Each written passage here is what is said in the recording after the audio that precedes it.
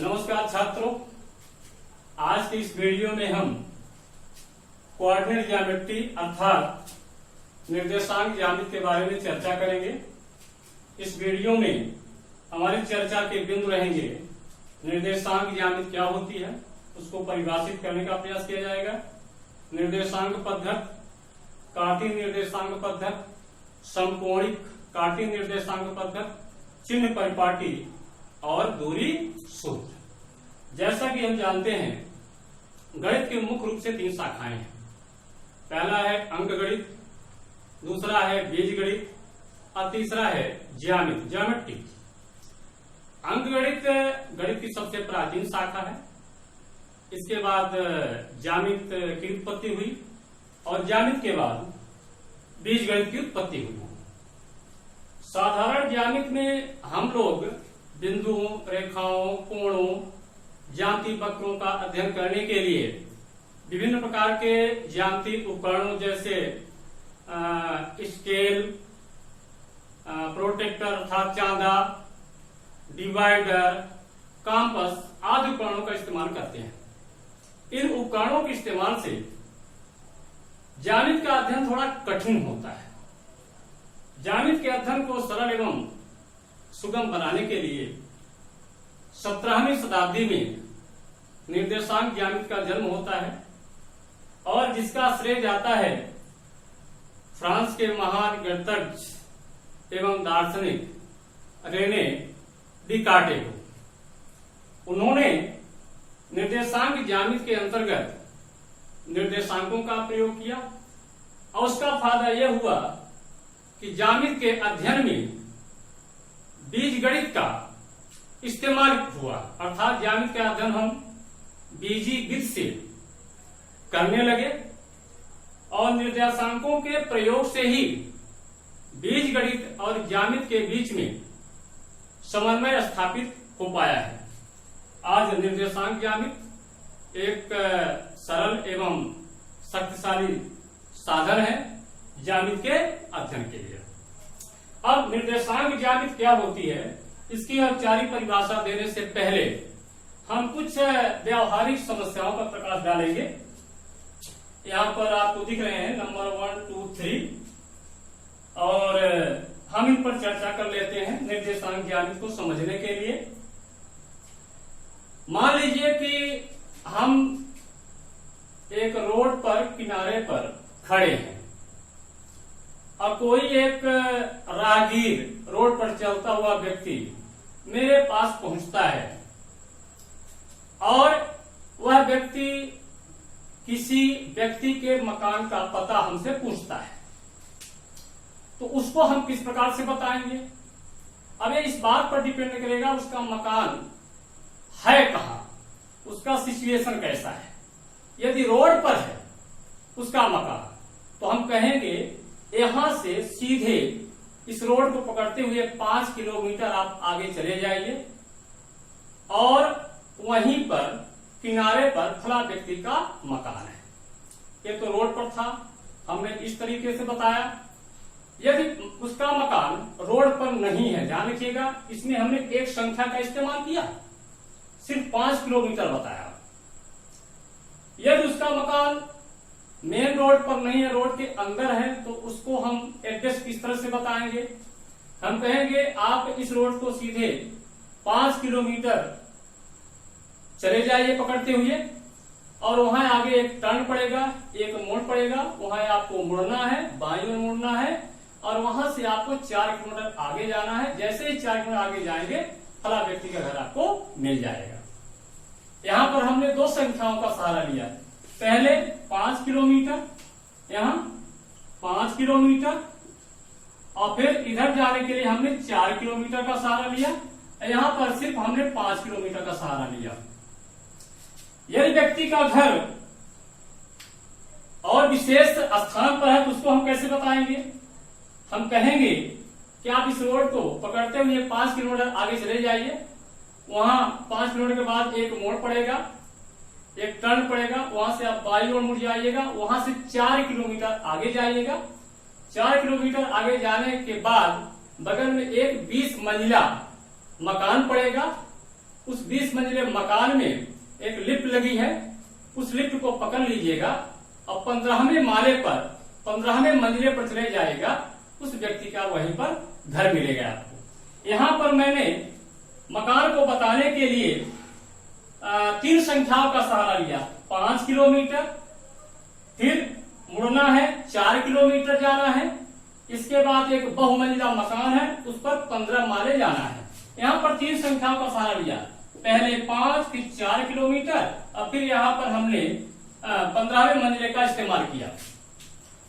अब यहाँ पर अब देखने वाली बात है कि उस व्यक्ति के मकान का एड्रेस बताने के लिए यहाँ पर मैंने 1 संख्या का सहारा लिया, यहाँ पर 2 संख्याओं का सहारा लिया, यहाँ पर 3 संख्याओं का सहारा लिया। इसी में हमारी निर्देशांक ज्यामिति छुपी हुई है। अब उसको परिभाषित करना है। यहाँ पर देख रहे हैं आप, संख्याओं को मैंने सहारा लिया है, उसके साथ साथ कुछ और चीजों का सहारा लिया गया है। यहाँ पर देखिए 0 लिखा हुआ है, एक मानक बिंदु कहलाता है। जहां पर हम खड़े थे उस स्थान से ही दूरी नापी गई थी, इसलिए उस स्थान को मानक बिंदु या मूल बिंदु या संदर्भ बिंदु भी कहते हैं। वहां से हम दूरियों को बताए थे कि आप यहां चले जाइए और इतनी इतनी दूरी तय करने के बाद उस मकान तक पहुंच जाएंगे। अब प्रश्न यह उठता है कि निर्देशांक ज्यामिति होती क्या है। पहले उदाहरण में मैंने एक दिशा का प्रयोग किया, इसको हम कहते हैं एक बीमी ज्यामिति। यहां पर हमने 2 दिशाओं का सहारा लिया, इसे हम कहते हैं द्विबीमी ज्यामिति या समतली ज्यामिति। यहां पर मैंने 3 दिशाओं का सहारा लिया, इसे कहते हैं त्रिबीमी ज्यामिति या आकाश ज्यामिति। यहाँ पर कक्षा 10वीं में हम सिर्फ यहाँ पर द्विबीमी ज्यामिति या इसी को हम बोलते हैं समतल ज्यामिति, यहीं तक अपने आप को सीमित रखेंगे। समतल ज्यामिति और समतल ज्यामिति के परिप्रेक्ष्य में ही हम निर्देशांक ज्यामिति को परिभाषित करेंगे। इस प्रकार से हम निर्देशांक ज्यामिति को हम परिभाषित कर सकते हैं। निर्देशांक ज्यामिति की एक ऐसी शाखा होती है जिसमें किसी समतल में स्थित किसी बिंदु को प्रदर्शित करने के लिए 2 संख्याओं का प्रयोग किया जाता है।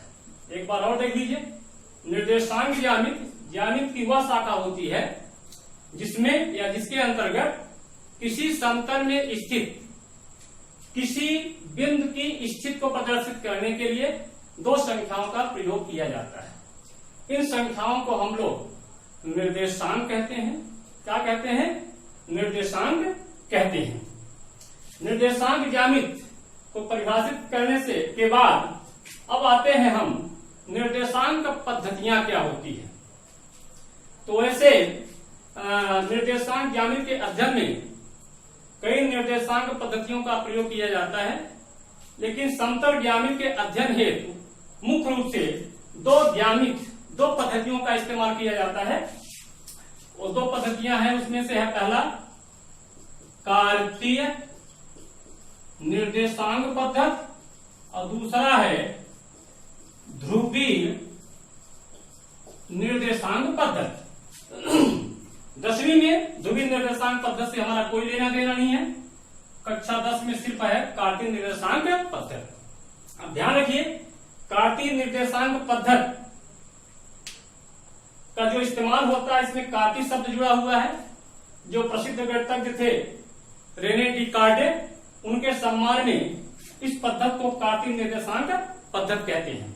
अब कार्तीय निर्देशांक पद्धति के अंतर्गत हम कई पद्धतियों का प्रयोग करते हैं, लेकिन उसमें सबसे जो सरल निर्देशांक पद्धति है उसे हम कहते हैं समकोणिक निर्देशांक पद्धति। समकोणिक निर्देशांक पद्धति क्या होती है, आइए समझते हैं इस चीज को। समकोणिक निर्देशांक पद्धति, समकोणिक निर्देशांक पद्धति के अंतर्गत उदाहरण में आपने देखा था कि हमने टोटल 3 चीजों का सहारा लिया था। एक, जहां मैं खड़ा था वहां को उसको मैंने मानक बिंदु माना, और इसके बाद हमने 2 दिशाओं का सहारा लिया, मानक बिंदु, इसके बाद 2 दिशाएं, इसके बाद 2 संख्याओं का प्रयोग किया। अर्थात यहां पर मैं 3 चीजों का इस्तेमाल किया।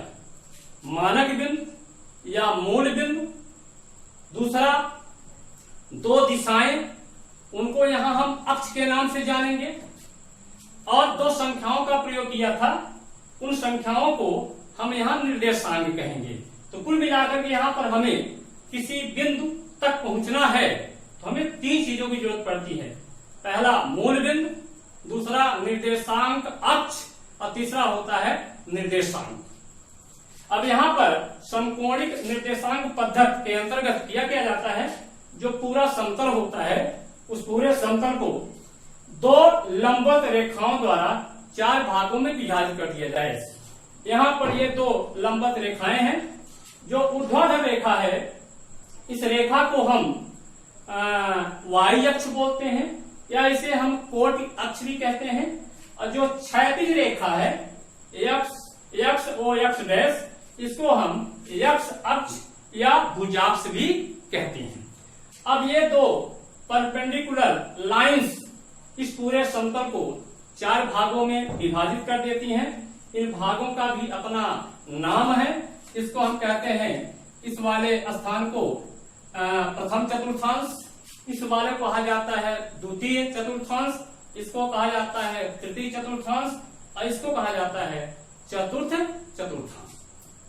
व्यवहारिक जीवन में हम क्या करते हैं कि शब्दों के माध्यम से अपनी बात को हम बताते हैं। जैसे आगे जाइए, पीछे जाइए, दाएं जाइए, बाएं जाइए, ऊपर जाइए, नीचे जाइए। गणित की अपनी एक भाषा होती है। गणित इन्हीं चीजों को अपने माध्यम से व्यक्त करती है।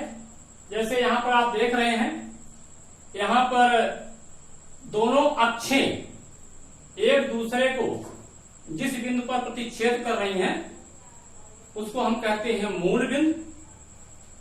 मूल बिंदु के दाईं ओर एक्स अक्ष पर तय की गई दूरियों को हम धनात्मक लेंगे, एक परिपाटी है, परंपरा बनाई गई है। और मूल बिंदु के बाईं ओर एक्स अक्ष पर नापी गई दूरियों को ऋणात्मक लिया जाता है।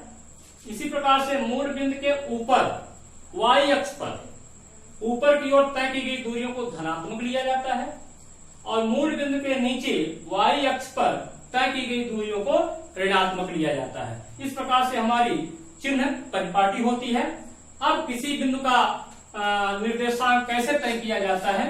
मान लीजिए यहाँ पर समतल में एक बिंदु P है और इसका निर्देशांक क्या होगा। तो ध्यान रखिए, हम बताए थे आपको शुरू में कि तीन चीजों की जरूरत पड़ती है। एक मूल बिंदु हो गया, दो अक्षय हो गई, एक और होता है निर्देशांक। तो यहाँ पर बिंदु P का निर्देशांक कैसे तय किया जाएगा, कैसे निर्धारित किया जाएगा, इसको हम कई तरीके से कर सकते हैं। आप एक्स अक्ष और वाई अक्ष पर लंब डाल दीजिए। यहाँ पर मैंने लंब डाला एक्स अक्ष पर, और यहाँ लंब डाला हमने वाई अक्ष पर। तो बिंदु P का निर्देशांक कैसे बनेगा। बिंदु P से एक्स अक्ष पर डाले गए लंब की जो लंबाई होती है उसे हम कहते हैं वाई निर्देशांक, या इसे हम बिंदु P की कोट भी कहते हैं, ऑर्डिनेट कहते हैं। बिंदु P से वाई अक्ष पर डाले गए लंब की लंबाई को हम भुज कहते हैं, यक्ष निर्देशांक भी कहते हैं, और इसको हम यक्ष से निरूपित करते हैं। तो बिंदु P की यक्ष अक्ष से दूरी कितनी है, y, और बिंदु P की y अक्ष से दूरी कितनी है, x। तो इस दूरी x को हम कहते हैं बिंदु P का x निर्देशांक, और बिंदु P से x अक्ष के बीच की जो दूरी होती है उसको हम कहते हैं y निर्देशांक, या इसको हम कोट कहते हैं। और इस प्रकार से बिंदु P का निर्देशांक निर्धारित हो गया है।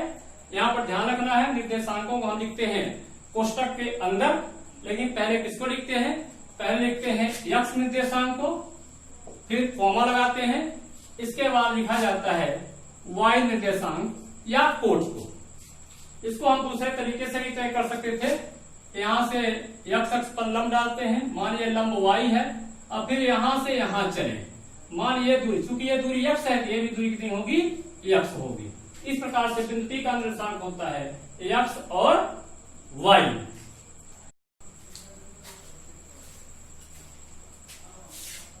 यहां पर हम आपको बताते चले, मूल बिंदु का जो निर्देशांक होता है वो 0 0 होता है, और यदि कोई बिंदु x अक्ष पर स्थित है तो उसका कौन सा निर्देशांक 0 होगा। जाहिर है जब हम x अक्ष पर चलेंगे तो वहां पर x अक्ष की दिशा में या तो x की OX की ओर या OX डैश की ओर तय करेंगे, न ऊपर जाएंगे न नीचे आएंगे। इसका मतलब है ऊपर हमारे द्वारा तय की गई दूरी कुछ नहीं अर्थात 0, इसी प्रकार से नीचे हमारे द्वारा तय की गई दूरी 0 होगी। तो जब हम x अक्ष पर रहते हैं वहां पर एक निर्देशांक 100% 0 होता है। कौन सा निर्देशांक होता है? y निर्देशांक। कहीं पर भी यदि पॉइंट हमारा है x अक्ष पर है उसका y निर्देशांक 0 होता है। तो यहां पर ध्यान रखिएगा, x अक्ष पर स्थित किसी बिंदु के निर्देशांक को हमेशा हम x0 के रूप में लेते हैं, और भी संकेत हो सकते हैं जैसे a0, क्योंकि इसका y निर्देशांक 0 होता है। इसी प्रकार से यदि कोई पॉइंट कोई बिंदु y अक्ष पर स्थित होता है तो उसका x निर्देशांक 0 होता है। जैसे यहां पर मान लीजिए कोई पॉइंट है तो इसका निर्देशांक हम किस रूप में लिखेंगे? क्योंकि x निर्देशांक हमें पता है 0 होता है, ये हो जाएगा 0, और y निर्देशांक बदलता रहेगा तो उसके निर्देशांक हम लेते हैं 0y, या हम 0b के रूप में भी ले सकते हैं। जब किसी बिंदु का निर्देशांक हमें नहीं पता होता है तो जैसा कि मैंने बताया, जैसे बिंदु P है, इसका निर्देशांक हमें निश्चित नहीं है, पता नहीं है, इसके निर्देशांक को हम लेते हैं x और y, और इस निर्देशांक को हम कहते हैं चलित निर्देशांक, अर्थात अंग्रेजी में कहते हैं करंट कोऑर्डिनेट। आज के वीडियो में बस इतना ही, मिलते हैं अगले वीडियो में।